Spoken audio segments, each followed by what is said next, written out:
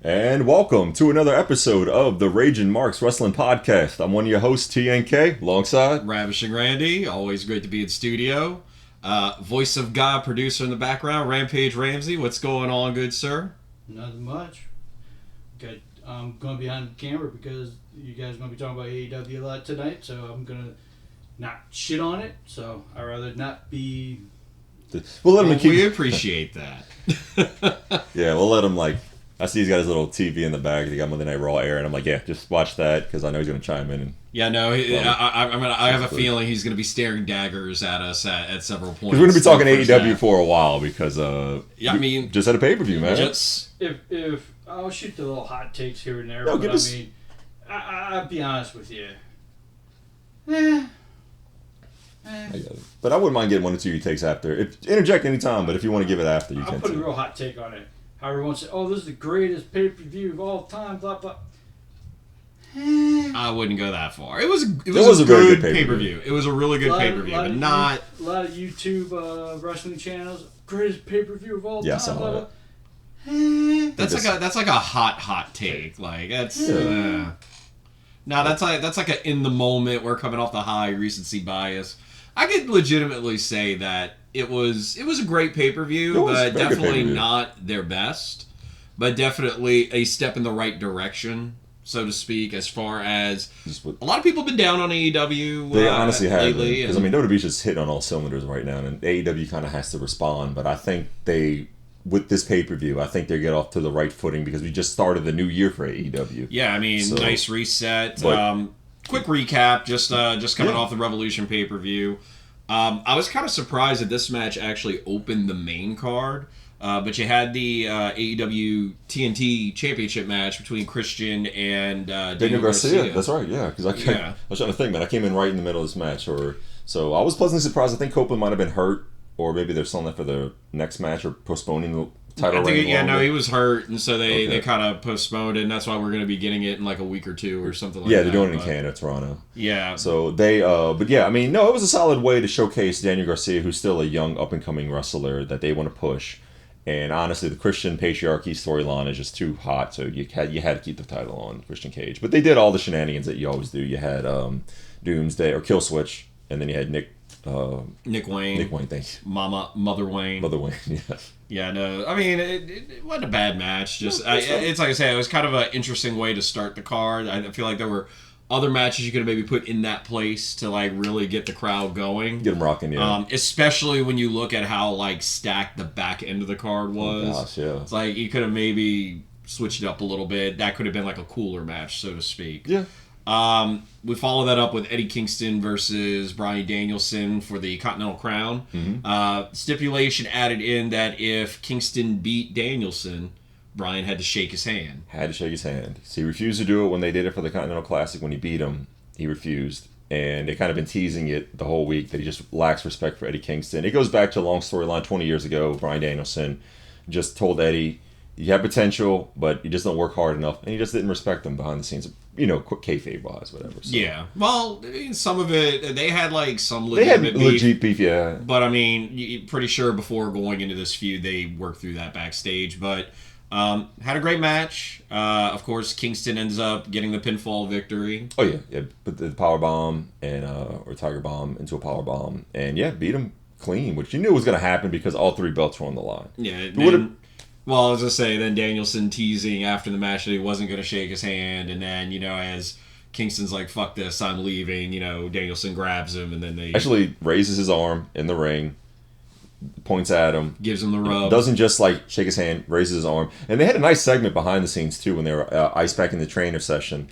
They both had, a moment where they talked one-on-one, just saying, look, man, I don't care about the fans' reaction, I just care about the boys, and I just want y'all's respect. And then Bryanson was like, well... then he kind of left, didn't hear Bryan's report, then Bryan was basically saying, he's like, look, man, my regret is that I held on to this grudge too long. I should have respected you sooner, and I didn't. For that, I'm sorry. So, I guess he's turning, maybe turn babyface. Right. Well, yeah, because, I mean, we'll get to that. Yeah, I was going to say, we'll get to that, because there's a lot to unpack after that. We had our Meat Madness. Oh, no, scratch that. The All-Star Scramble match. So, 4 big meat, 4 little meat.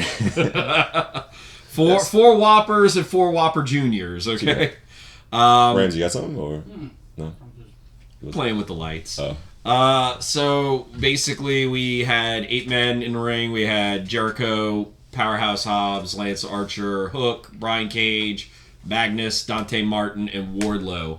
And we even kind of joked about it because on Collision the night before, Dante Martin won a match to be like the last entrant into this All-Star Scramble, and it was like madness. They added him into the match for him to take the pin. Oh, of course, 100%. Yeah. I mean, like, look, I know that they're trying to do everything they can to, like, you know, showcase these CMLL Mexican luchadors, but like, I remember when they showed the graphic for Magnus, and we're like, who the fuck is this guy? Yeah, I was like, I had no idea who this guy was, but yeah, they're working big with the CMLL guys lately. So, yeah, I don't know. I guess to showcase them. Yeah, I will say, like, one of the highlights of the match was whenever the 4 big men were in the ring, and the entire crowd, like, every spot was just meat.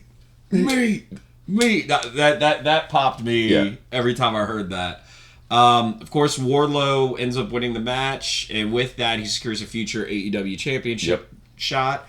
And like, I kind of feel like with Wardlow, it's been this stop go booking, and it kind of feels like he's been in this position several times where it's like, oh, he's in line for an AEW championship match, and then it's like, it's not that he gets injured. It's just like we don't know what to do with him. You're advancing too far for our storyline, so we got to push you back some, which kind of takes away the momentum that you just gave him. So it's kind of start stop. He doesn't fit in AEW. I had to kind of agree with you on that one. Yes and no, but apparently it seems more likely that he's I mean, you got to kind of wonder, though, with him getting this future title opportunity, if you put the belt on him. I mean, like, we'll talk about the triple threat match a little bit later, but, like, he's kind of next in line. I don't know if they're going to do that match at Dynasty or if they're going to do it on, like, a Dynamite or something like that. What are you talking about, his title shot? Yeah, against Joe. No, they announced it for Boston, Big Business. That's the main event. There you go. So... I mean, do you pull the trigger and put the belt on him? That way, the Undisputed Kingdom has all the belts almost, or... Well, the storyline with that, I'll try to be quick, is that, they want Wardlow to win it, and then apparently when Cole's healthy, he just gives it to Adam Cole, the boss of the stable. That's what they're kind of making it seem like along, but is Wardlow part of this? We'll see. Obviously, you can tell right there there's going to be, There's going to be friction. There's going to be friction, yeah. Thank you. So, no, it's just going to be curious to see what AEW develops with that going forward. Follow that up with Roderick Strong versus Orange Cassidy for the International Championship. Talk about a build-up. Like, I love the build-up for this match because they gave it at least like a month and a half in advance. And then the storyline was Orange Cassidy had to, like, Roderick Strong would call him out. Back to like early January. It's like, I will face you at Revolution. And it's like, shit, we got to wait like 2 months to get this match. But it was a nice story because like it was like a long-term storytelling. And then like every week Orange Cassidy had to fight these guys that Roderick Strong was saying, hey man, I dare you to wrestle these guys. He's like, yeah, I'm a fighting champion. I'm going to keep doing it. But in between, he kept getting more and more banged up. So by the time he got to Roderick Strong at Revolution... Dude, the number of different varieties of ways to break a man's back. Like, he nailed him with like as many backbreakers or different variations that he used to hit back in the day, which was nice. And obviously you had to put the belt on Roderick Strong. It was his time. And Orange Cassidy had a great run. Let him get off TV for a while, heal his injuries if he's banged up, or just take him a minute off, and that way when he comes back, he could definitely use a little bit of time away. Yeah, just like heal up, take some vacation because he's been one of the hardest working champions he has, in the company. And it's like you don't want him to overstay his welcome. Yeah, it's like they say distance makes the heart grow fonder. It's like let him go away for a little while and then let him come back and have that pop again. Yeah. Build him up for another title. Then we have a tag team match, Blackpool Combat Club versus FTR. Oh, God. I love the homage that Claudio and Mox did to the Road Warriors. Oh, yeah, that's right. I was just you're in going to say that. Greensboro. Yeah. Coming out with the Road Warrior shoulder pads and everything like that. That was kind of a cool look. Yeah, it was a nice homage to the Road Warriors. And look, man, I honestly, because I think it was just like a tornado. Was it a tornado tag? It was just like pretty much... anything good? No, it was a regular tag match. Sometimes I forget because they just kind of start off with a brawl. I was actually surprised with the results, man. I mean, it was physical match, but I guess because they bloodied up Dax Harwood, and I think maybe they sold the loss of blood that the BCC was able to get over and just, I don't know if he tapped out or he just passed out due to the chokehold, but yeah, I mean, no, I think he was just out. Yeah. I mean, it's a way to keep FTR strong. So BCC won that match. They had a little show of respect after, and I know that they kind of looked at each other like, all right, you got us. They didn't shake hands, but we'll be seeing you. Yeah, and because and we'll talk about it after we talk about the main event, but like we're gonna have this tag tournament, and supposedly the Blackpool Combat Club is going to be featured pretty heavily. Oh, okay. Like they kind of think they have something with Mox and Claudio as a tag team. I'm digging it. And I see it. Like I think they actually do work really well together. Me too. Yeah. So then we follow up that match with the Women's Championship match. You had Timeless Toni Storm going up against Deonna Purrazzo. And, Deonna had been talking to Smack the last few weeks about how she wanted the old Toni. Well, then all of a sudden we hear the old Toni Storm music, and we see somebody come out, with like the red and black get up, and it's like did a far away pan view, and you're thinking to yourself, could that be Toni Storm and Mariah May? Yeah. Which Mariah May looked good in that old get up. But then we cut to Timeless Toni, and looking as timeless as ever. The match itself was okay. Yeah, I was just going to say it was okay. And, they're good workers, but I guess because they're changing their styles, I don't know what happened. It just was... look, Deonna Purrazzo has had 3-4 matches maybe in AEW, and I don't think she's looked good in any of them. Dude, and it's not, trying to be hard on her. No, you're not being hard. It's just she hasn't looked as crisp as she has... I just hate... seeing her in TNA or... Yeah, I mean, you're being totally fair. I know a lot of people like to kiss ass. They can't say a bad thing about other wrestlers' performance, but to be honest with you, so far it's been kind of lackluster for whatever reason. She's not connecting with the fans as a babyface, and I think the fact that they tried to push her that's exactly what it is coming in. Exactly what it is. Look, the people want to cheer Timeless Toni. She's not a heel. Stop putting her in a situation where you're trying to make people baby faces to go up against her just because she's a heel. Everything you're saying, I 100% agree with you. It's just do a double flip or something. Because, the people want to cheer Toni. Let them cheer Toni. Deonna, I think, would work better as a heel. She's best as a heel, yeah. Especially being a submission queen as she is. That's what her best work in TNA was when she was a heel. Yeah. So no, let her run with it. Then we get, match of the night. Match of the night. We were talking about in our last podcast, if there was a match that we were going to circle on this card, knew that this one was going to steal the show. Will Ospreay and Konosuke Takeshita, on paper, you're like, dude, I need to see this match. But because you're like, well, wait a minute, is AEW going to screw the booking for this match? That was the... And it's legitimate. It's you don't want to have Will Ospreay lose his first match in AEW as an official AEW signee. But at the same point in time, Takeshita's been on this massive push. Yeah, the alpha. You can't really have him take a loss, too. How do you book yourself into a corner like that? And it's they just beat the ever-loving shit out of each other. Man. And they figured it out from there. Yeah, the AEW made the right move on this one, man. They just let the guys go. They didn't have any shenanigans or, one of you guys going to take a fall. Just go out there and do you. And Will Ospreay was like, hey, man, I could work with this guy. Takeshita, holy cow, man. Takeshita. Talked about how, he hadn't even really worked with him outside of, that tag match that they did. I think that was it, yeah. Yeah, in London. And, just the fact that... No, he wasn't... Well, they might have worked on Dynamite, but either way, I don't think they've ever wrestled each other. No. And... he teamed with him in that He might have teamed with London. him, yeah.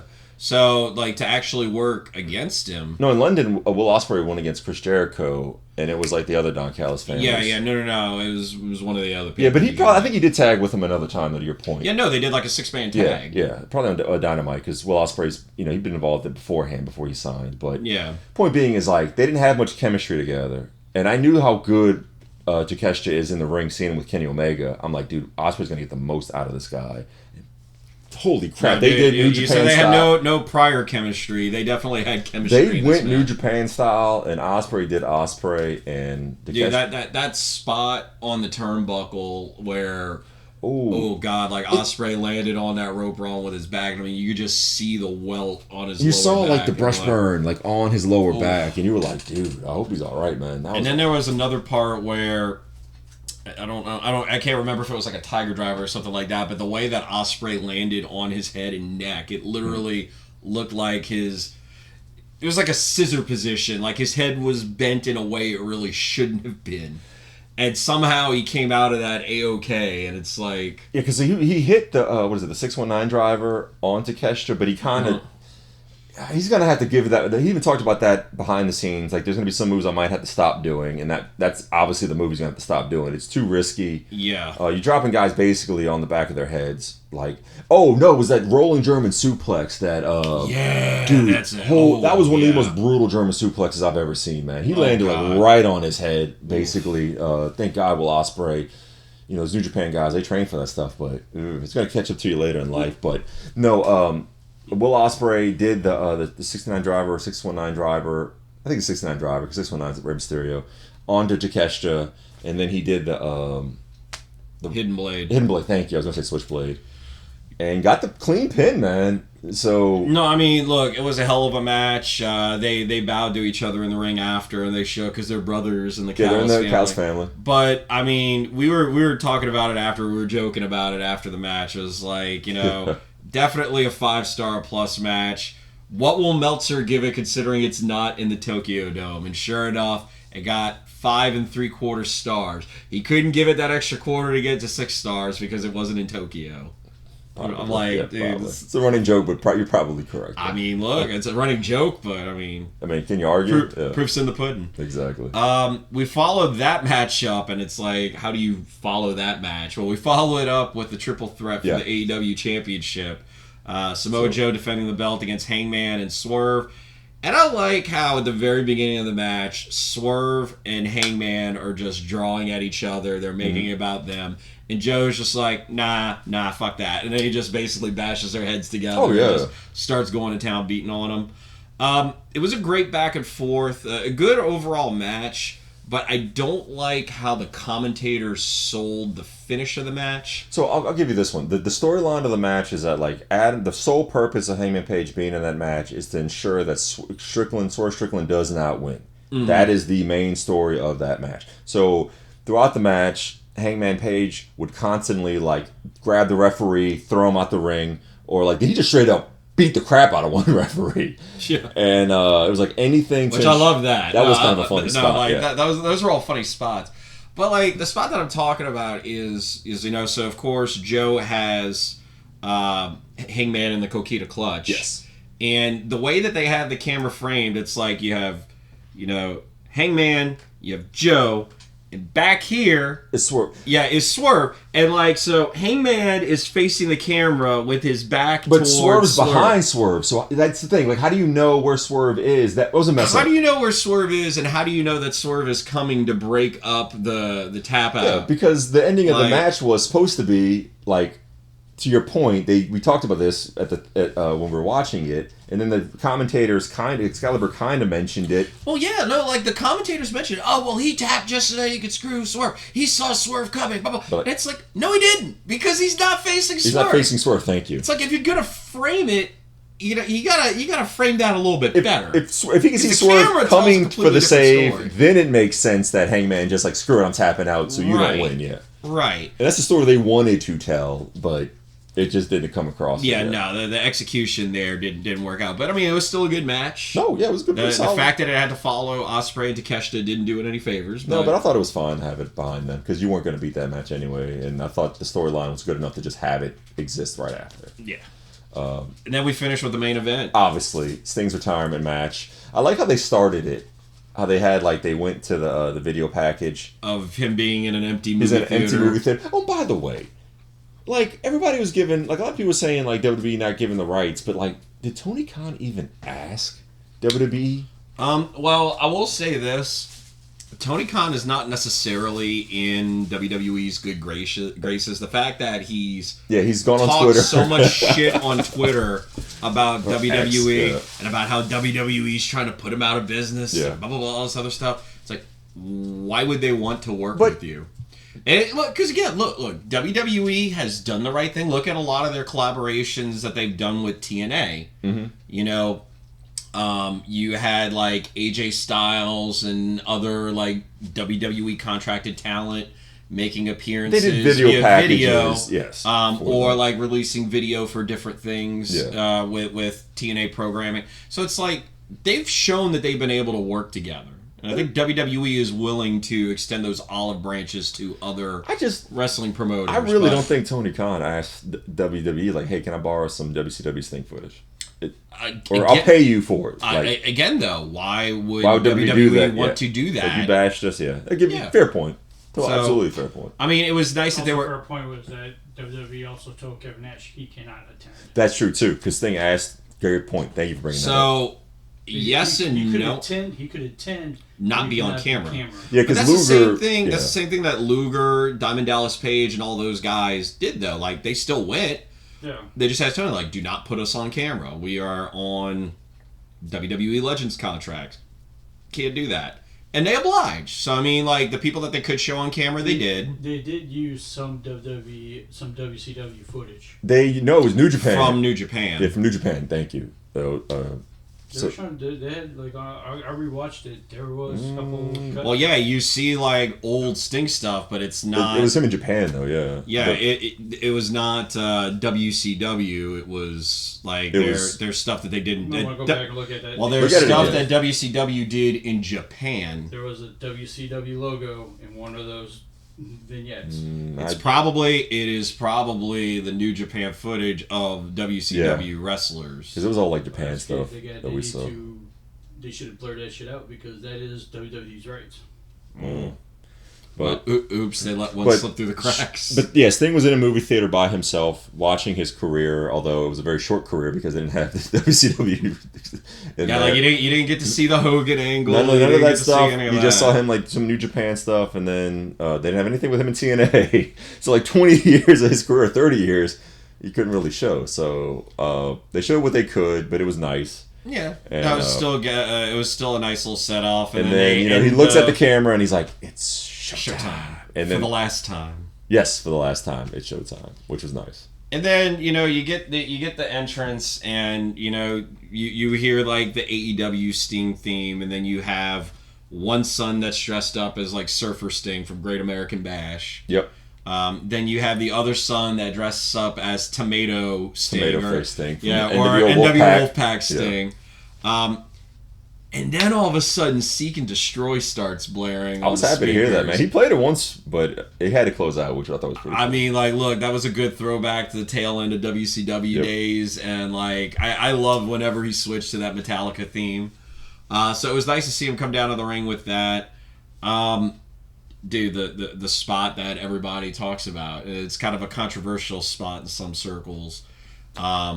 The whole jumping off of the ladder through the chairs and the glass, Darby Allin just basically, like, Darby Allin doing what the fuck is Darby Allin doing? He just wants to show how hardcore he is, and I just pray to God that, like, Tony, people just need to tell Darby, like, bro, you're going to kill yourself.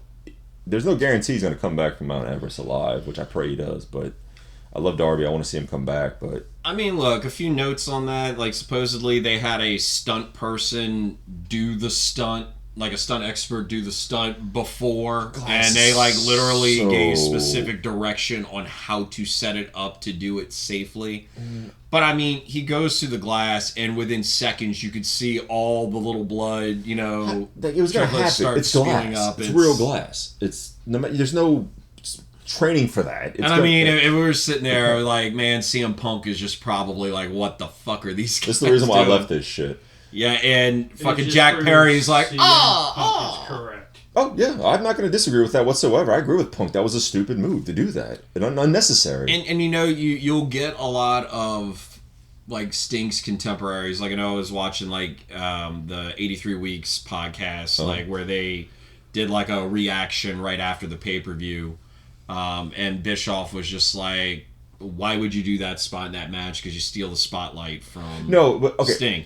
Or you take some of the shine away from Sting. It's his last match. No, I don't think that at all. I think that was purposely done so that way Sting could be the main guy to go back in time as old Sting. Like, I'll handle this myself. You can then make the counter argument of that it allowed Sting more time to shine on his own. Yeah, that was the way. But at the same point in time, you still have everybody talking about that spot. Oh yeah, you are worried about his health. Yes, 100%. I mean, it came to the spot when I was watching it after this spot happened. I was like, can we like? I was trying to like see what's going on outside the ring, because when they started showing him like his back started bleeding, and I was like, oh shit, that's not good. They literally had to throw a fucking trauma blanket on him. They kind of did, yeah. Or they had to throw a towel on him to try to like stop the bleeding. Oh. So like, it's just that, like right there, I was like, okay, I'm now, and it did take away from the Sting's match, because I stopped worrying about what's going on in the ring. I was like, what's going on outside the ring, because that was not good. No. And I mean, it's like one of those things, if you need to figure out a spot to like write Darby out of the match, I mean, you've got two other guys that are in there in the Young Bucks. Mm-hmm. Like, put him through a table, put him through whatever else. So like, you can figure out another spot. It was definitely a holy shit moment. Yeah, 100%. But like, again, I just felt like, and it was crazy to see in person. I was like, popping hard for it, but at the same point in time, it's like, it's Sting's last match. I understand all that. I didn't think it took away that from the match. A little bit. I mean, like, I was still so invested in the match.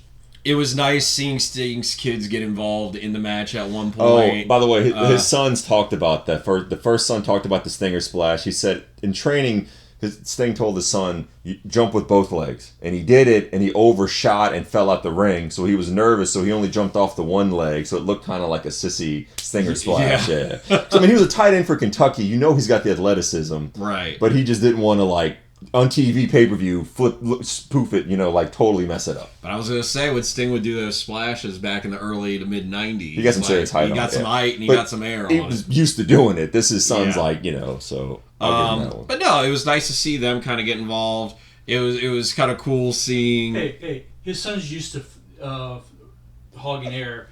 How many interceptions Kentucky used to throw, and he has to chase down the freaking cornerback. He knows how to... Is that a run? Yeah. But he's got to dive after people. But no, I mean, like, between that, getting to see Ricky the Dragon, Steamboat, and Ric Flair get involved in their little sections of the match. Although, like, Ric Flair's thing, when he got in there and he covered Sting, I was so waiting for the Sting heel turn, because it's like, you gotta have Ric Flair turn on Sting. They made it seem like he was going to turn, which I was actually happy they did that. I was like, just put it in our heads. Like, we'll get it if he does it. Yeah, it's like you can't have Sting's last match without Ric Flair trying to fuck over Sting in some way. But at least Rick laid over him. But you thought he was still gonna just beat him up. But I was waiting for him to do the whole. But yeah, But the fact that I'm still sitting there in my head is a 50-50. I'm like the EVPs with the new gimmick. They don't need to. The establishment of beating Sting. It's to give him the last hoorah, final match. They hit Sting with the EVP trigger, and I'm like, shit. And then Sting kicks out. Kicks out one. And I'm like, okay. And then they did it again. They hit him with another EVP trigger. Or then they put him through a table, and then I think they hit him with an EVP trigger. And then that's when Sting kind of gets up. He beats the chest, old school. I think he hit Nick Jackson with or Nicholas, excuse me, don't find me, with the Scorpion Death Drop, and then he put Matthew Jackson in the Scorpion Death Lock. Yeah, and then gets a submission win. And I think Sting ends up finishing his career in AEW. I think it was either 21-0. No, 28-0, I believe. 28. Yeah, it was either that or 26-0, 20-0. No, regardless, he finishes his AEW career undefeated. They're going to relinquish the belts, and so now we're going to have a tag team tournament to crown a new champion for the vacated tag belts. Okay. But it was one of those things that Tony Khan said in the media scrum after the pay-per-view. 26-0. 26-0, yeah. Okay.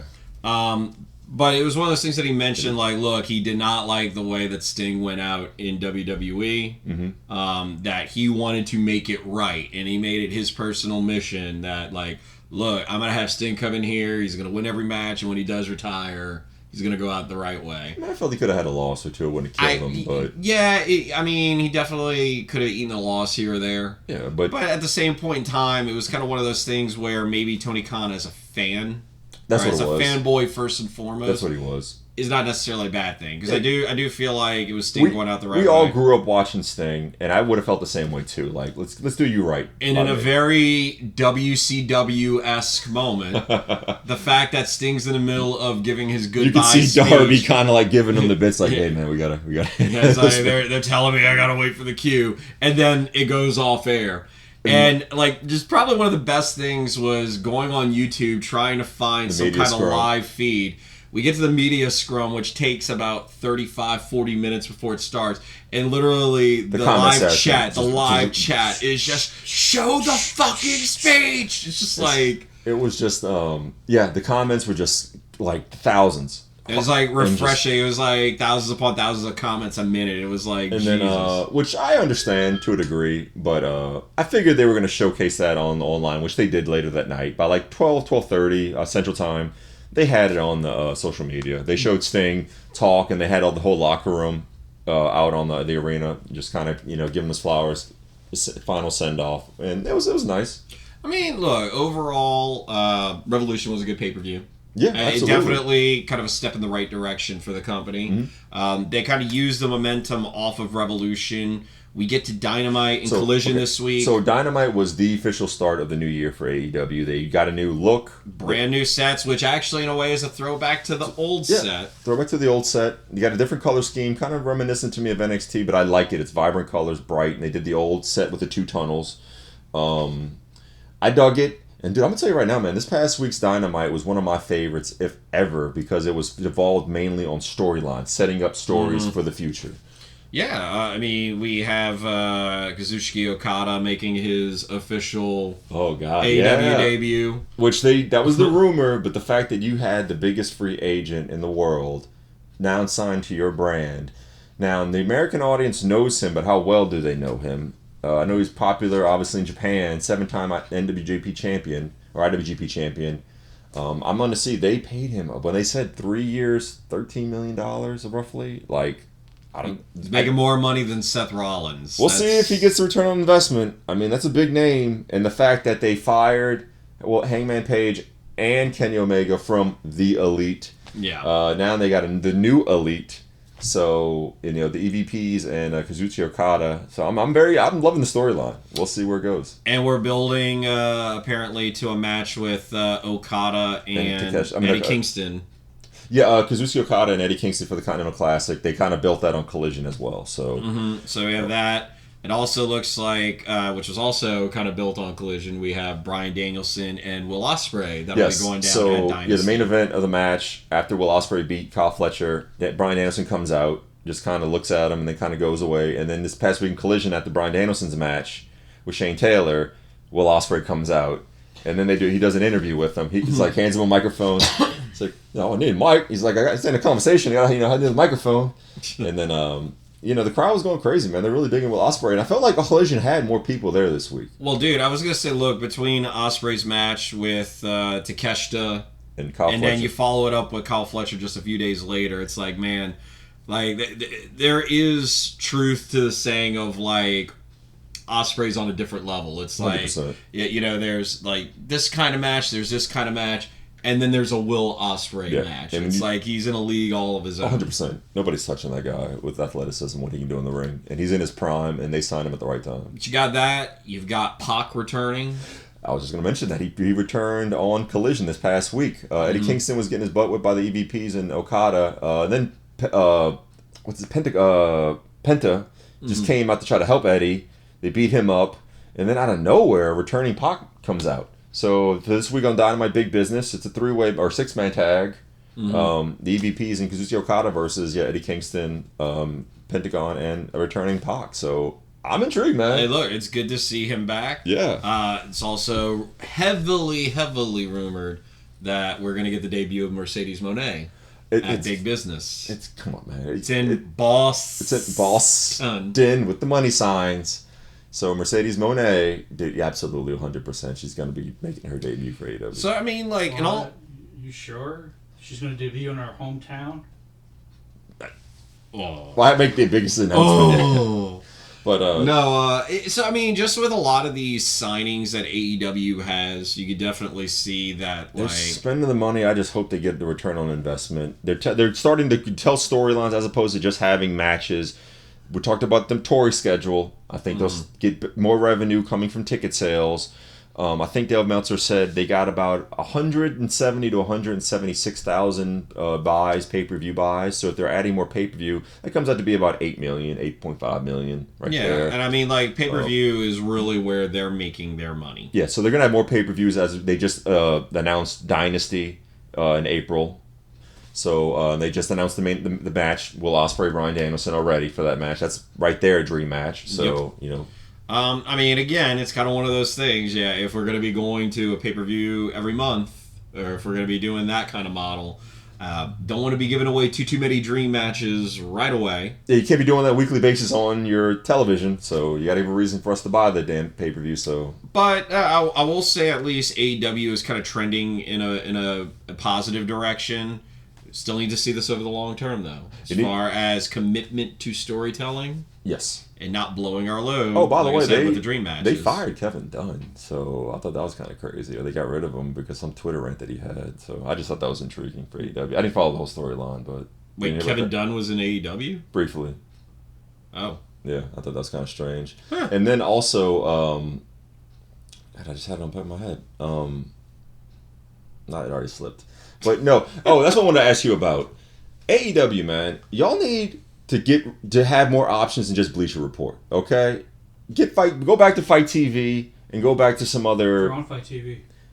They went because they were having so many damn issues with Bleacher Report. Tony Khan made something happen, and they went to Fight TV. You can get their pay-per-view on multiple different platforms. Well, overseas. No, here you can get it. Longest run it was exclusively Bleacher Report, and they had a lot of issues this past pay-per-view. I was hearing so. No. I had issues with Bleacher Report. There's multiple outlets you can get the pay-per-view. Last time I tried Fight TV, it didn't let me do it, but maybe they did this pay-per-view. I mean, were there really any issues with Revolution? Some people had issues. We didn't. Well, luckily we didn't, but overall. I was say, don't jinx us, man. I know, man. A good thing going with that. But overall, to your point, AEW to me is starting their feet on the right foot for the year, and if they just stick with storytelling, doing pay-per-view buys, I think they'll start. I don't know if they're going to get past that 800,000 mark. I'd like to see 1 million. We'll see. You have to be consistent. Yeah, consistent. So the little push they got from the pay-per-view was not that much. No, it's like 776. So no, I'm talking about it for Dynamite. So they were in Duluth, Georgia for that March 6th Dynamite. They actually sold 3,246 tickets, which is down from last year in August, where they had 5,343 tickets sold for that event.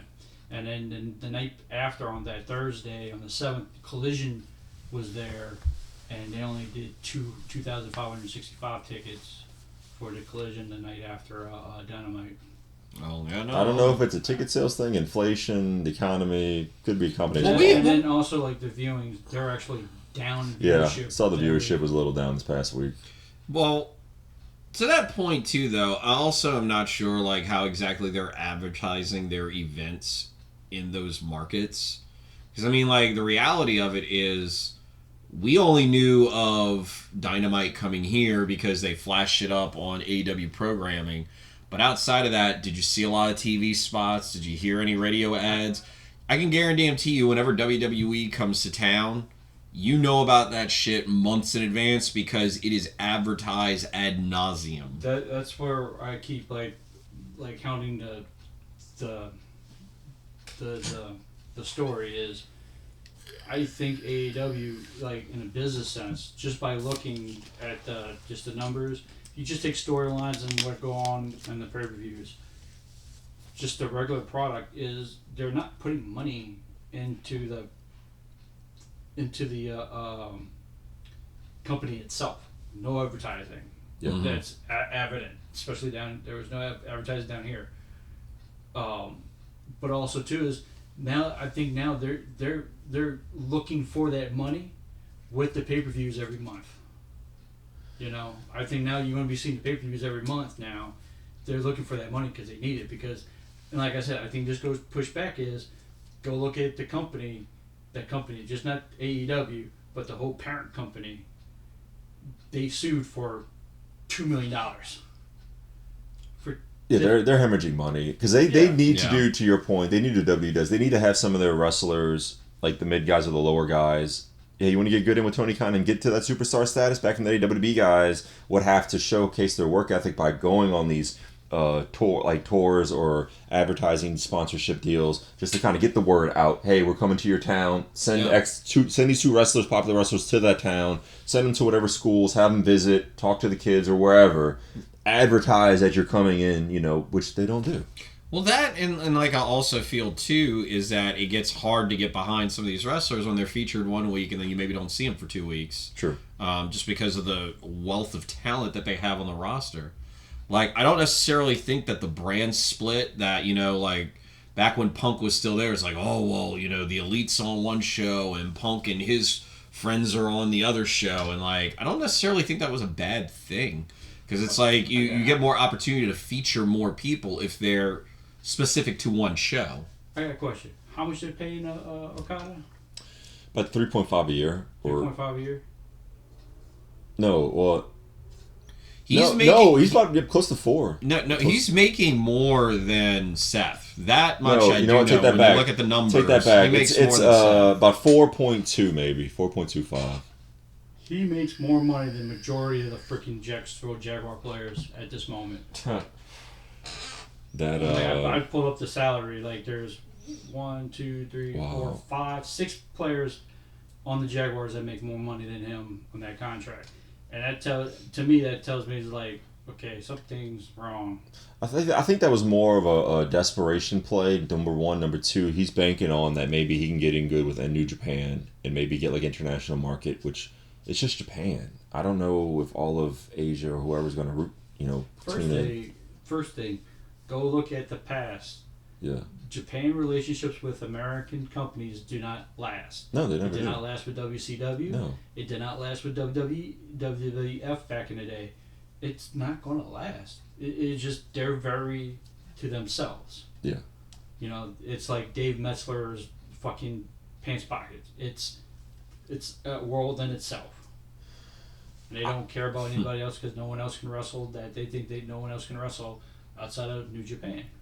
Yeah, you're not getting a return on investment on that one. I thought that was just an absurd amount of money they threw at him because, like, we need a big name. The American market kind of know him, but how well do they know him? We'll see.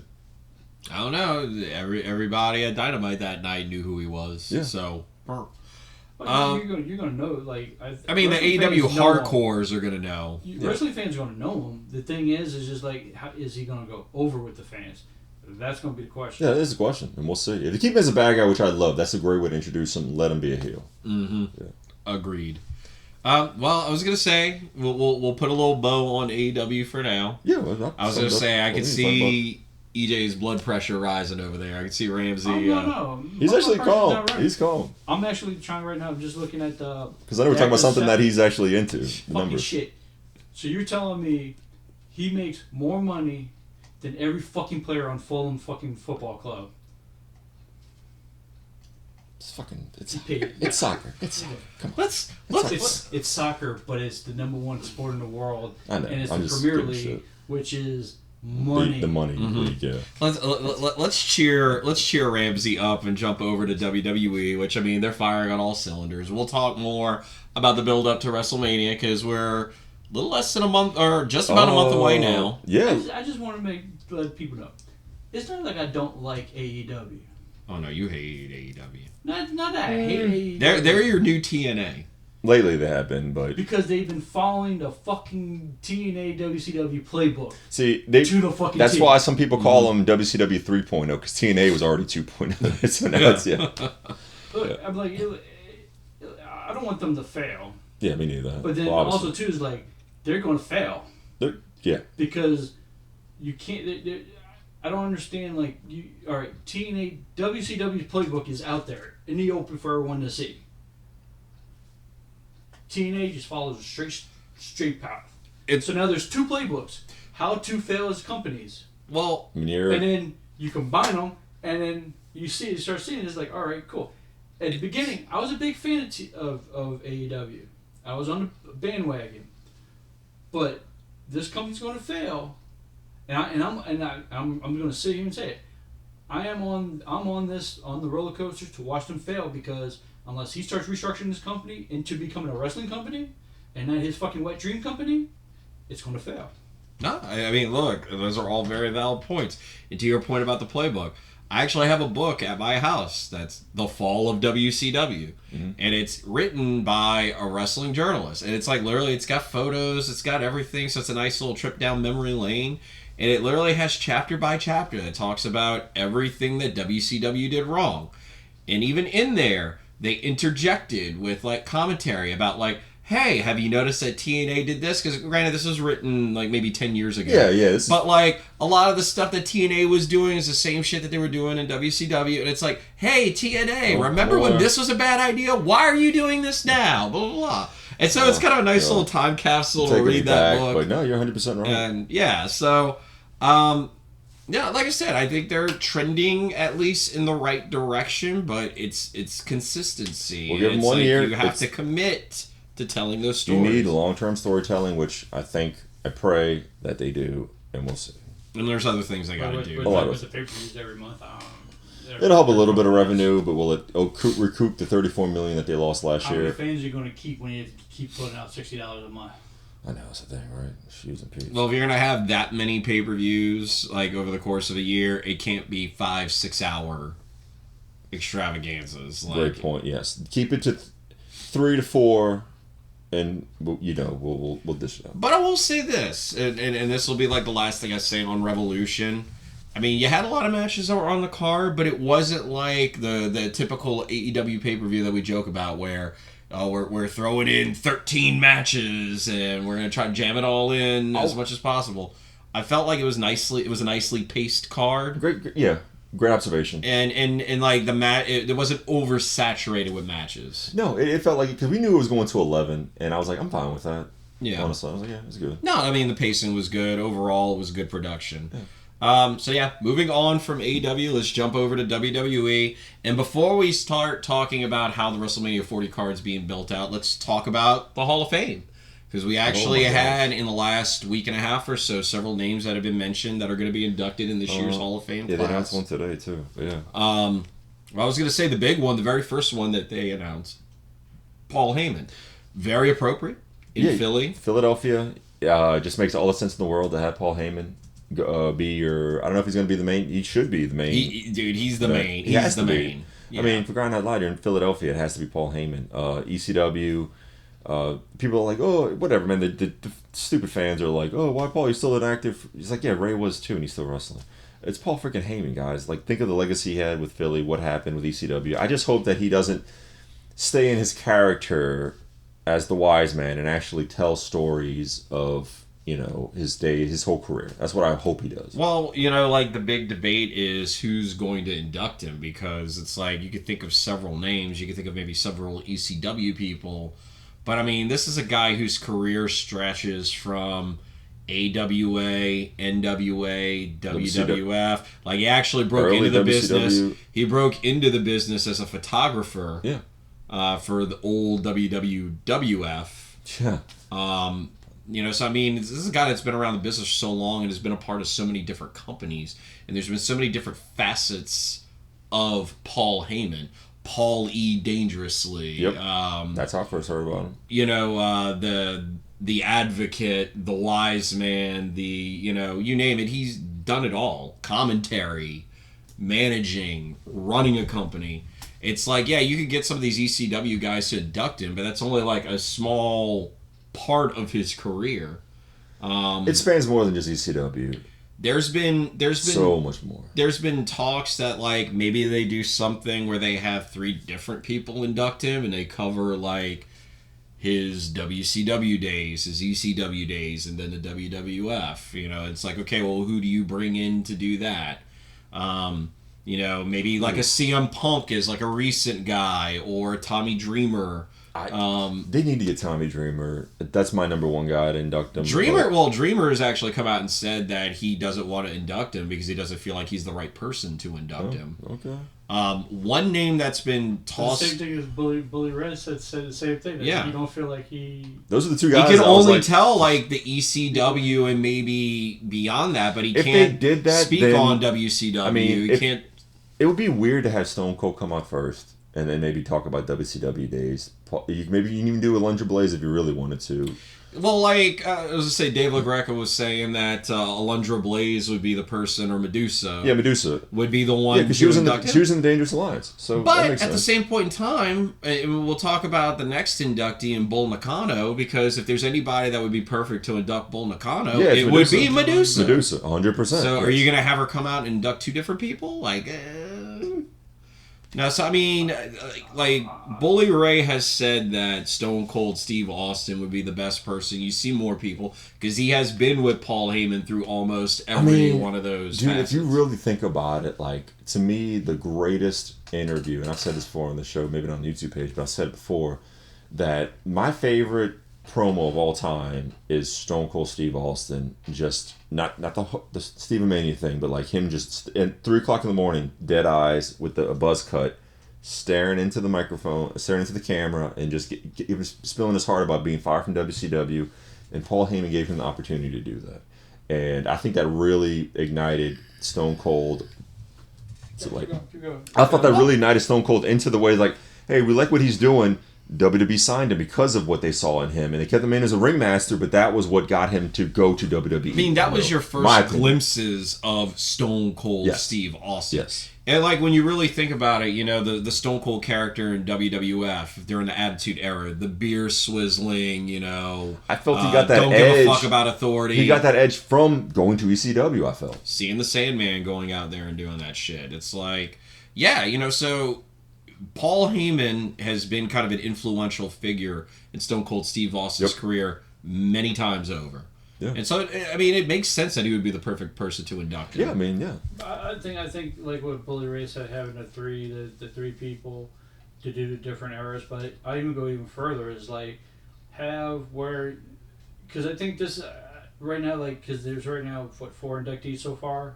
Well, they just announced Muhammad Ali. Well, five if you count one of those inductees as a tag team, which they are. There is a tag team. Yeah, they're going as a tag team. Yes. I would say this. I would say, do the induction as like groups, because there's 2 people that can talk about his WCW days, his early WCW days. Mm-hmm. One is Steve Austin, and the other one is the Undertaker, because he did manage. Yep. Oh yeah, Twin Towers. Yeah, that's right.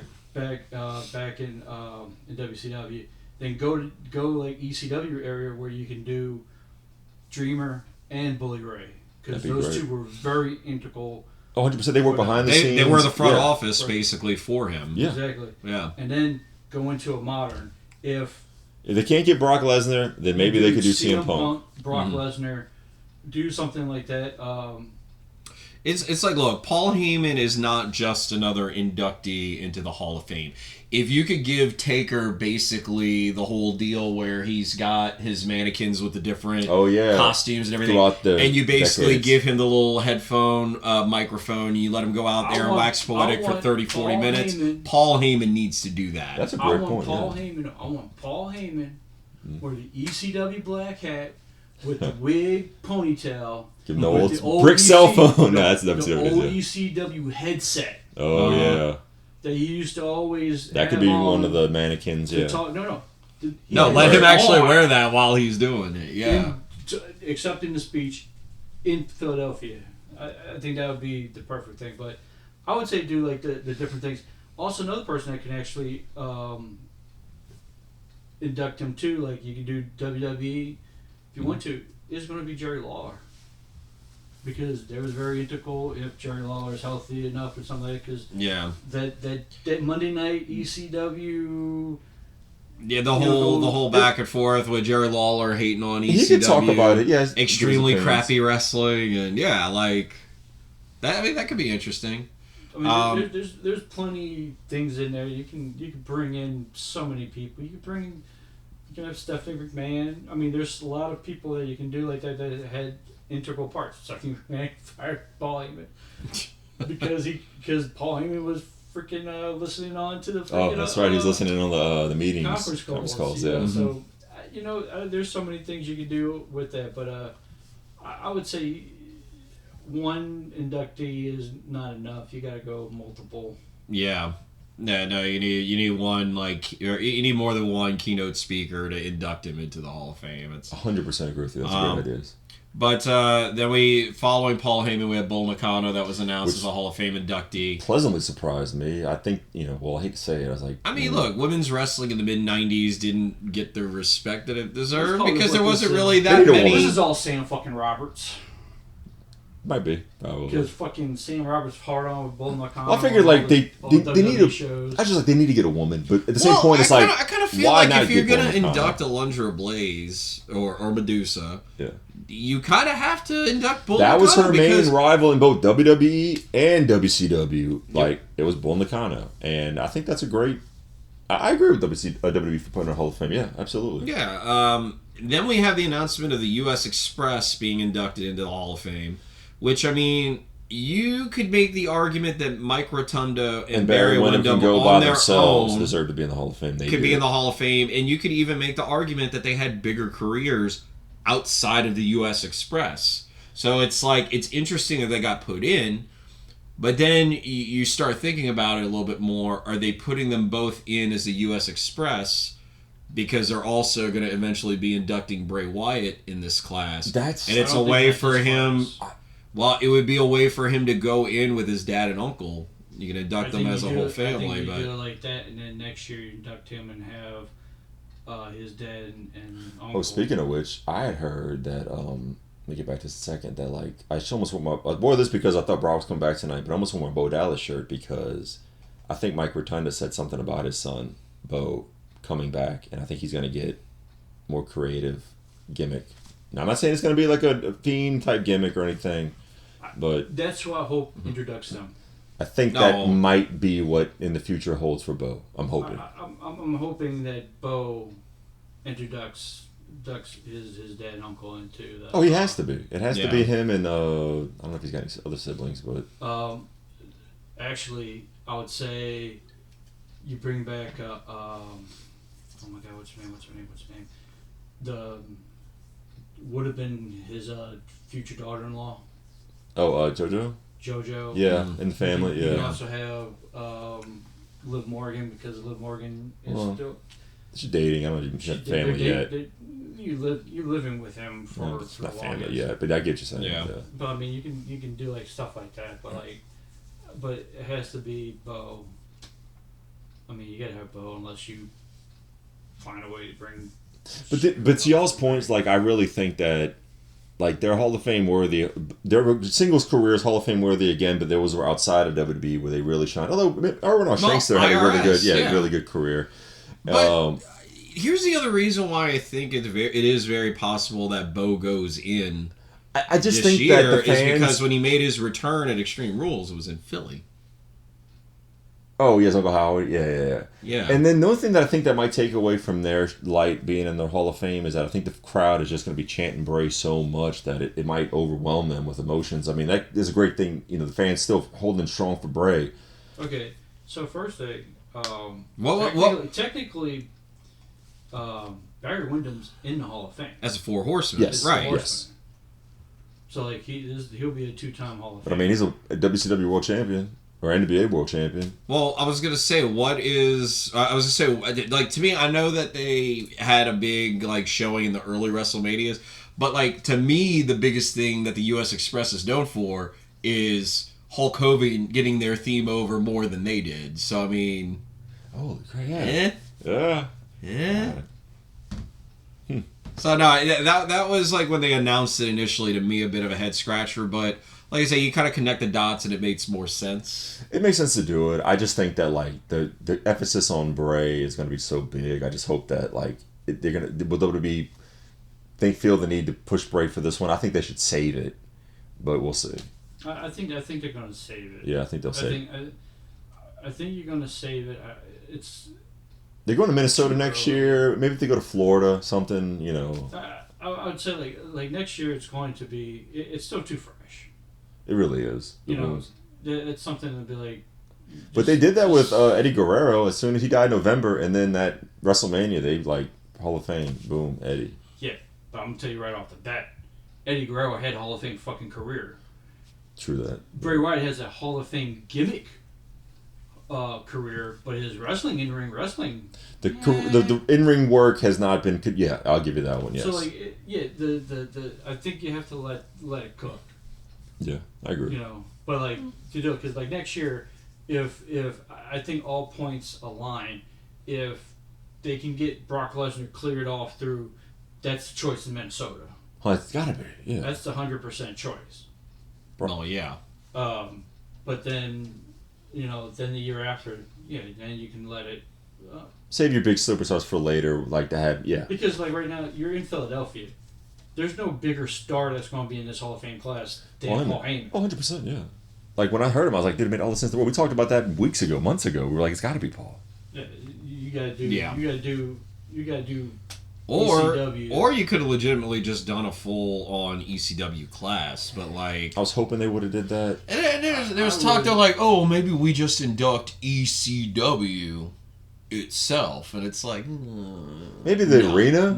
No. Maybe like I don't that. Yeah. Somebody mentioned the ECW arena being, and it's like I think it's the 4400 arena now or something like that. But it's always been the 4400 arena. The thing is, it's just been it was always called the ECW arena. Everyone knows it now. It's the ECW arena. It was the 4400 Bingo Hall, and then now it's the 4400 arena. But it's ECW arena. It's when these independent shows go there, it's like, hey, we're at the ECW. Man, I know.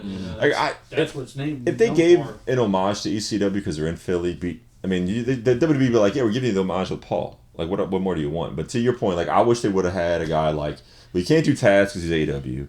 I don't know what's going on with Sabu. Sandman. I mean, I get that Dreamer is. I get that Dreamer's in TNA, but like, I kind of feel like Dreamer's overdue. Now, if I was a businessman, if I was Khan, I'm about to have the last match with Sting. Yeah. I would have called WWE. Hey, look, I know what I said and everything, blah, blah, blah, blah, blah. Business. Let's talk business. I need footage. I want to make Sting's final match perfect thing you can have. My concessions is, I'll give you Taz to put in if you want to put him in the Hall of Fame. It's going to be in Philly. I would have done a little trade.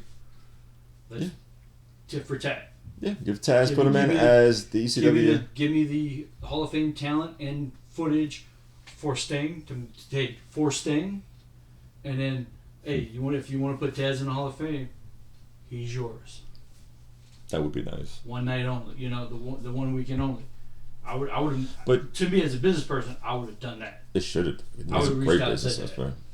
But like, yeah, I mean, to Joe's point, like, it would be nice maybe if they did like an ECW and then have some of the ECW stars there and showcase them and allow them to talk briefly. That'd be nice too. Just at least they say they're there. You know? The first thing, they could put Sandman in. They can. That's Philadelphia. That's a Hall. He doesn't have a Hall of Fame career. It'd be weird. Coco Beware did not have a Hall of Fame fucking career. All right, you got a great point on that one. That one, she should not have been at all. Yes. All right. Yeah, but so I was gonna say if we're debating about Bray Wyatt's Hall of Fame worthiness this year, I'm saying versus, this year. Like, I get it's in Philly, but Sandman Hall of Fame. I know. Let's see. All-time ECW champion is Sandman. Yeah, that's probably right. So, you know what? He held that title most than anybody. So why not? Okay. As an ECW, that man is ECW. You think they could put Raven in? That'd be pretty badass. But we'll see. You get that whole top gauntlet. Well, Sabu will never accept it. Yeah, like you would. I think he's still bitter. And then Sabu would never accept it. But I'm like, you have to start putting those people in. Give me one ECW guy on the roster. Give me Raven. If you give me Raven, I'll be very happy. Raven, I'll accept as a Hall of Famer for sure. Raven and Tommy Dreamer. Tommy Dreamer has to become a Hall of Famer. Tommy Dreamer to me. No, Tommy Dreamer is worthy of the Hall of Fame. Yeah. I'm not arguing that. Just because he's in TNA, they can still do it. Taz, yes. I was gonna say Taz as well. Tommy Dreamer. They already did RVD, but The Taz, Tommy Dreamer, Raven, those three guys, you'll get no arguments from me being in the WWE Hall of Fame. and you hit Sandman because Sandman, is it diehard ECW? That's ECW. That man never quit on it. Him and Dreamer never quit on it. But I think that was they're gonna be like, well, you did this for ECW. We technically own ECW, but we're WWE. If you want to talk, but here's the thing too about it. If you want to talk about ECW, as much as Tommy Dreamer is associated with ECW, there's one person that is ECW, and that's Sandman, because he looked like an average Joe that came out of the fucking crowd, because he was. Yeah, it really 100% was. The only guy they won't do, and in fact, I don't think I might get some flack for saying this one. I love him in ECW, but I don't think he's a Hall of Famer. Shane Douglas, and I think he's a Hall. He should be like, if career-wise, he's a Hall of Famer. Yeah. I mean, he did all 3 promotions, so yeah, he had a really pretty good run. He's a Hall of Famer. I mean, just his ECW run, just in general, is Hall of Fame worthy. Yeah, I won't argue that one. But I'm just wondering, will WWE be like, yeah, he said a lot of shit about us. I mean, look, time heals all wounds, right? Like, Triple H has shown that he can mend fences. I mean, look, fucking CM Punk is back in WWE, right? Yeah, true. So, I mean, Bret Hart came back at one point. Yeah. 100%. So, I mean, I know Shane Douglas has hatred in his heart for the Clique, but, I mean, you can mend those fences and make it right. I was going to say, dude, we need to talk about the last Hall of Fame, or the most recent announcement for the Hall of Fame, and that's Muhammad Ali. Which I know is a huge part of the first WrestleMania. He was first WrestleMania, yes. And, it's kind of one of those things. He's been an ambassador to many different sports. Mm-hmm. When you look at, his career and his paths crossing with wrestling, in the late 70s, he did a lot of stuff in Japan with Inoki. Antonio Inoki, yeah, and then, like I said, he was a big part of the first WrestleMania. Yeah. Just based on that, you have to put him in. Yeah. Can I say one objection to this right now? Uh-huh. It's a damn fuking shame. I knew it was coming. In since we're talking about WrestleMania 1, mm-hmm. the one superstar Go celebrity that helped build the WWE what it is just today want to have fun. is still not in the WWE. But we put Liberace yeah. and a freaking second referee of a match over freaking Cyndi Lauper. No, 1,000%. I have nothing wrong with Muhammad Ali. Muhammad Ali belongs in there, but before freaking Cyndi Lauper, Mr. T's in there. Look, I know that we're about to jump ship and talk about how the WrestleMania 40 card is shaping up so far. But I agree 100%, Ramsey. But I know this is something that we've been talking about for a while, and that's Hall of Fame snubs. We've been talking about doing this for many a show, and we've yet to do a show focused on that. Can I just throw this out there and say, the next show we get together with, it'll be our go-home show for WrestleMania? But I feel like we could spend a good solid segment talking about Hall of Fame snubs. I mean, no disagreement here. We good? I just want to see if it's long enough for us to be able to. We can still talk about it and still do our WrestleMania. Yeah, no, I'm saying you do them both. We do both, absolutely. Yeah. 100%. But now we're getting to WWE territory, man. I was gonna say let's go ahead. I know we dive. I love talking about all these things, man. It amps me up. Hey, let's just go ahead and start talking about how the WrestleMania 40 card is shaping up thus far. Because look, the last 2 weeks of programming have been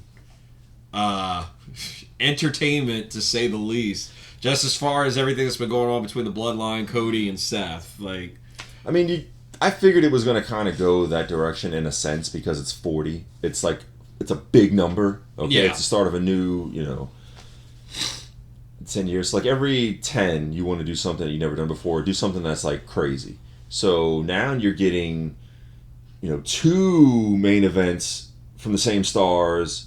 They're your biggest stars. It's the fucking Rock. Okay, I'm sorry. Mm-hmm. Say what you will. And because of his age, he's not going to do a singles match. I just knew that going into it, but I'm like, he could do a tag match. But I'm like, how are you going to get him to do a tag match? I thought that would be a really good job or a decent job at getting the storyline, having Cody Rhodes and Seth Rollins go to SmackDown, and that's your main event. They're going to give their report to The Rock, who called them out. Yeah. On Raw. Well, I was going to say, look, Rock's 21, 20... Actually, no, I think when he took the first promo on Instagram down and then he re-uploaded... It was 16 minutes. Yeah, and then it was like 20, 21 minutes. And then it was like 21 and change. Yeah. Yeah, but like promo that he cut on Instagram, holy shit. That's what we're gonna talk about. That. Yeah. And then we go to Raw, Uh-huh. and I mean, he's just fucking. He is serving up some heaters, man. Oh yeah. Like, oh dude. They basically calling the crowd in Glendale, Arizona, Phoenix, crackheads. Oh yeah, SmackDown calling crackheads and meth babies and all that stuff, and just making fun of the women, like just doing old school rock heel shit. Oh yeah, which was nice. Throwing out the challenge and everything like that. On Raw, seemingly Cody and Seth they meet and they're like, "What are we gonna do?" And then Seth's like, "We're doing this," and then Cody talking about it. Cody trying to give him the out. And then Seth being like, fuck the out, we need to do this. Yeah, we need to. And then, like, them going to SmackDown this past week, and, like, I thought it was perfect, like, the whole thing of them coming in through the crowd and stuff like that. Like, oh, we got security here to make sure things don't get crazy. Exactly. And it's like, nah, we're going to invade this shit, and we're going to... I mean, yeah, because they're Raw, now on SmackDown, but they're giving their rebuttal because they need to wrestle. And obviously, The Rock laid down the challenge. Night one. Cody smacked the shit out of Rock. Yeah. I mean... you kind of had to at that point. Oh no, like that. No, that was a good slap, and it's one of those things. We were talking about the camera guys being like, "All right, we're about to go off." I was gonna say they barely got that slap off. Yeah, I was gonna say. Off yeah. there. So night one, the stipulation is if it's The Rock and Roman versus Cody and Seth. Mm-hmm. If Rock and Cody, if Cody and Seth win the match. No bloodline will interfere. Yeah, bloodline is barred from ringside, and it's a straight WWE Universal title match, which we were supposed to get matches like that in the past, and it never turned out that way. Mm-hmm. But supposedly Rock is a man of his word, and that's going to be the case.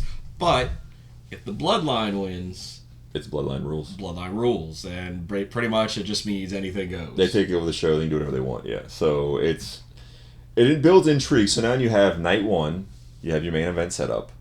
So then night two, you're still going to have your World Heavyweight title matches, and you're going to get two of them in the same night. I kind of feel like you set it up that way for Cody to lose night one, so you stack the odds against him even more to have him go over bigger when he does win.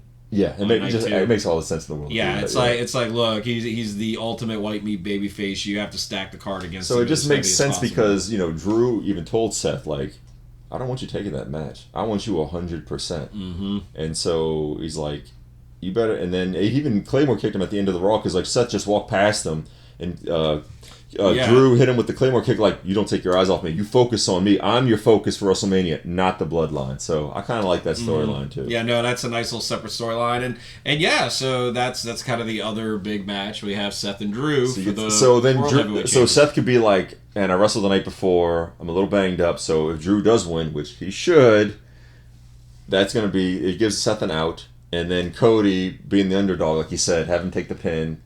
And then be the ultimate underdog babyface and have him triumph, finish his story at WrestleMania. Just writings on the wall. We have the two women's championship matches. We have Rhea and Becky. Kind of feel like we've talked about that a good bit already, coming out of Elimination Chamber. I thought we talked a decent amount of that as well. Yeah, and I mean, same thing with Io Sky and Bayley, although I will say the latest development with that, with Dakota Kai. Thank you. Yes, Dakota Kai turning on Becky. Which, I mean, everybody could see that coming from a country mile. Exactly. But, no, just to see it officially happen, though, and Bayley being like, I don't know who I can trust. And then you have the little backstage segments with Naomi and Bianca Belair being like, well, she's reaping what she's sowing right now. She's done all this herself. Just, I love the fact that we now have that interconnected storytelling that's going on. So, yeah, and I'm digging it too, man. How about the big thing like on Twitter about Bayley supposedly asking Paramore, Hayley Williams if she could use her song? What is it? Shimmer or? Yeah, I can't. Top of my head, I'm not gonna be able to think. Yeah, no, but like basically asking if she could use the song, and then Hayley Williams was like, "Yeah, fucking A, that's sick. Awesome. Like, yeah, no, you can use it. Like, so that's gonna be cool. She ends up debuting new music at Mania. Even better, they perform. Yeah, I was gonna say that would be even better. Well, but then again, it's kind of interesting. It's like usually bands playing at Mania usually doesn't end well for the person that's playing for them, or that like it doesn't end well for the person that's having their music played by the band. You're 100% right on that one. That's usually Triple H and Motorhead, but then you also had Limp Bizkit. That was the Undertaker. He won that one. Well, yeah, it was Undertaker. And then Bray had his band win, and Bray lost. Well, you had Rev Theory play voices for Randy Orton, and he lost. Yeah. I mean, there's been several. No, you're right. They usually. Ronda had. No, because she had Joan Jett, and Joan Jett didn't come out and play in that one. Did she? Joan Jett came out and played for one of hers? What was this? I don't remember this. What was it, New York? I want to say, I think she lost, but I think, yeah. Was it for Evolution, maybe? One of the wrestling papers? No. But I'm trying to think of other bands that played at Mania. But either way, it would be pretty damn cool. Also, Shinsuke Nakamura had, who was the guitarist? The 35. violin guitarist. And he lost. Yeah, that was at MetLife. Yeah. Joan Jett played. Oh, she did? Yeah. Wow. Yeah, so there you go. So I remember that, Jesus. Yeah, so maybe we don't want Paramore playing at at Mania. When they introduced Joan Jett, they had like the red and yellow, just kind of like Rowdy. Oh yeah, okay. Yes. They played. It was Becky. It was all Becky. That night. Becky had the least impressive entrance out of all three of them. He makes Randy's point. The only one I can think that won is the Undertaker with Limp Bizkit. Rolling when he's doing the American Badass game. And actually, now I think about it, because we talked about Bray Wyatt earlier. Bray Wyatt in New Orleans for he WrestleMania 30. He lost. Had the band playing his song, and he lost to John Cena. Yeah. Fucking Cena. Like that song was not the band was not even well, doing like a big name band or anything. Simmer. Yeah. Simmer, and then that's when Living Colour played for CM Punk, he lost to the Undertaker. So yeah, like. Mm-hmm. Yeah, I don't think she's going to lose. I think you can put Paramore. I think you can get that way. We'll break that. Yeah. Yeah, hopefully. And so then, of course, Gunther is going to be defending the Intercontinental Championship. We're recording this during Raw right now. They're having a championship gauntlet. That main event tonight. Shinsuke Nakamura, Sami Zayn, Bronson Reed, Ricochet, JD McDonough, and Chad Gable. Your 6 gentlemen competing in the match. You threw out there the possibility now that Brock Lesnar is back on the talent page. He's on the active roster list, so it was supposed to be initially Gunther, Brock Lesnar Mania. Gunther wants it.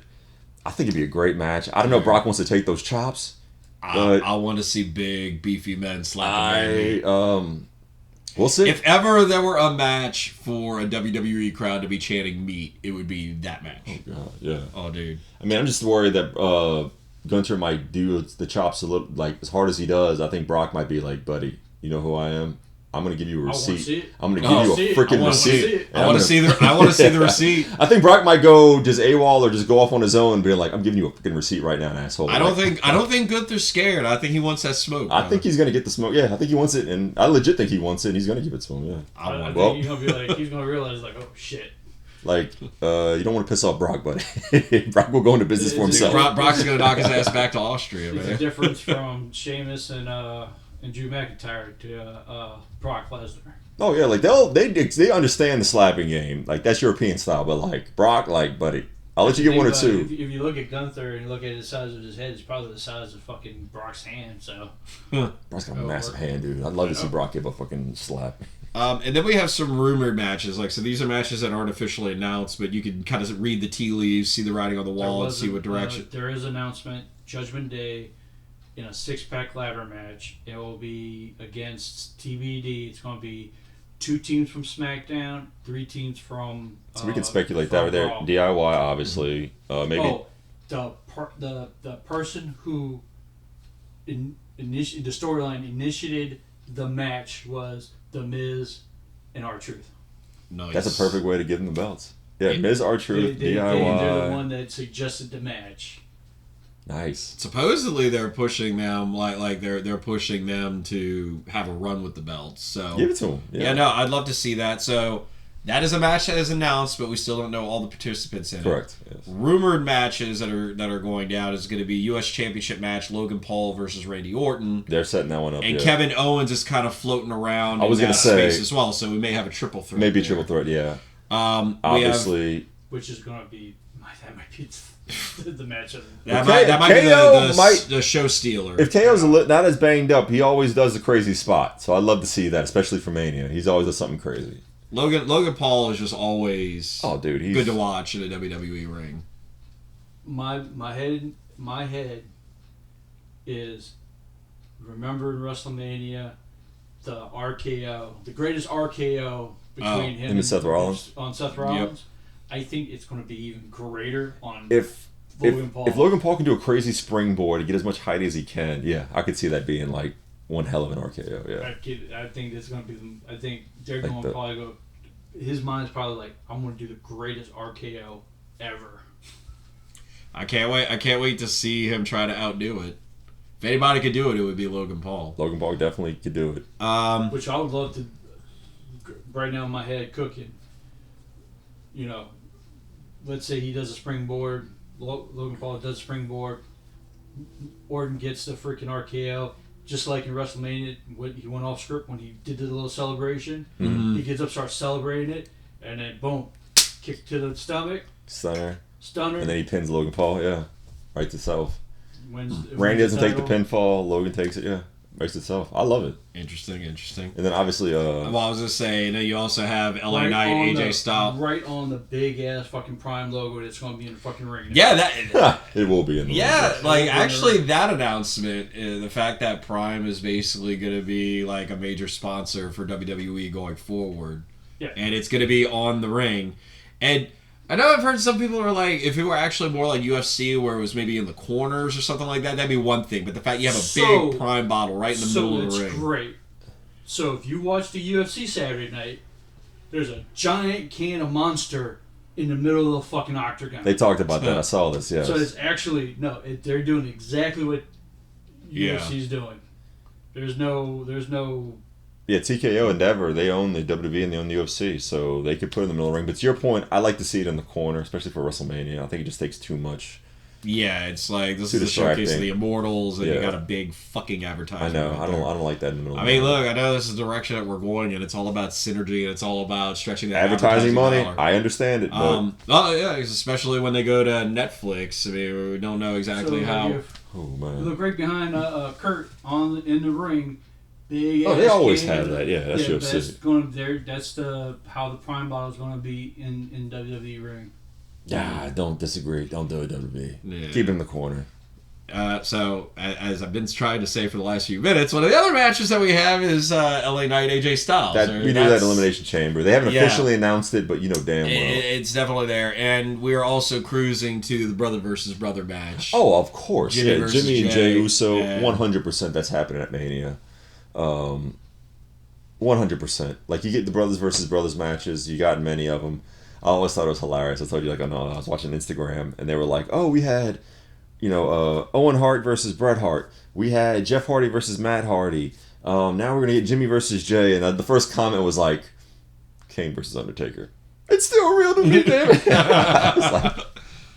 Well, I was going to say, it is kind of nice that we can actually tell the two of them apart now. Yes. Like, they each have their own distinct styles. Oh, of course, man. Like, whether it be the hair, the clothing that they wear. Well, you're going to see blue and red, obviously, and then you're going to see... I mean, you know which one's Jimmy? Well, you know which one's Jimmy with the frickin' red ensemble. Oh, yeah, 100%. Yeah, so, no, but they'll definitely put on an entertaining athletic match. Like... You could maybe say that like Matt versus Jeff didn't hit quite as hard as it potentially could have. Yeah, that one was. Yeah, that one didn't. This one, I don't know, man. I'm all for the storyline for it. I want to see him have a singles match. I'm just gonna go along for the ride. I'm not expecting that much out of it, if I'm being honest with you. I just want to see him just tell the story. No, I was gonna say as long. I don't know if the in-ring work is gonna be there as the rest of the matches, but they'll tell a good story, and that'll be entertaining enough for all of us. I think the question for WrestleMania right now is, what is Bianca going to be doing? I was going to say, how are the other women going to be featured on the card? Early rumor... No, go ahead. Well, I was going to say, and I don't want to say, oh, hey, we're going to have like a women's battle royal for, whatever. It's like, you've got Liv that's getting more vocal, and we're possibly going to be seeing a heel turn from her soon. Well, Bianca... So, spoiler for this Raw. After the match... in the backstage, Becky went up to her, put out her hand to shake. They shook hands, and then they both got fucking bum rushed and killed by Nia Jax. Oh, fun. Yeah. So when you said the heel turn earlier, and then right when you were talking about that earlier, that was going on. I'm like, yeah, I don't know, because it looked like it was, but then. But slow burn it. We still have a few weeks to Mania. I mean, the question is, like, I thought for sure we were going to see Nia Jax and maybe Jade Cargill. Mm-hmm. I was thinking. But now I'm thinking you're going to see Liv. I think that what they just did for the men's tag team titles, I was thinking Bianca and Jade tag team, but then you said Bianca and Naomi earlier. But I think initially they wanted Bianca and Jade Cargill to tag team. And then that way it kind of gets Jade Cargill slowly on the main roster, let her get better in the ring, so she can eventually, those two turn on each other or whatever, and then she can go be a singles star. That to me makes more sense, but maybe you do like a 4 women's tag team match to get more women on the card. Well, you got those women's tag belts. You gotta feature them on the card. Or just do a fucking mix. Add a freaking mid singles championship. So next week, Becky Lynch, Nia Jax, and the last woman standing match. It's a way to build Becky. Yeah, it makes sense. On the road to WrestleMania. CM Punk will be live March 25th on Raw. In Chicago. Ooh. I was going to say, we'll just put the camera over there on the tablet. We'll go over everything that's going on Raw. No, I was going to say, I mean, we kind of gone over everything, at least like sort of newsworthy. I was going to say, we do have one couple that sadly has called it quits in wrestling. Apparently, the big news today was Miro and CJ Perry splitting. Kind of sad to see that. Although, I don't know. I love me some Luscious Lana, so... yeah, I don't know, man. I mean, she... Because he's been injured, I think, since September. He's been on TV. And then she was with Andrade for a little while. And then he's out of the companies with WWE now. And she hasn't really been doing anything behind the scenes. She's always looking for, like, new talent, but she's... Well, she's also been in and out of the freaking hospital with the... She had a very scary staph infection that could took her life on it, if I'm being real. Yeah, I mean, and it was just like from a small cut on something backstage at an AEW show on her finger, and then like she literally almost lost a finger, almost lost her hand, like just all kinds of craziness. Serious, man. Yeah, super complicated.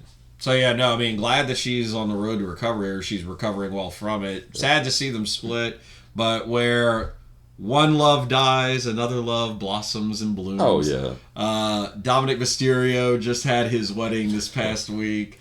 And I swear to God, one of the best things I saw on Twitter was the freaking crowd at his reception booing him when he was giving his speech.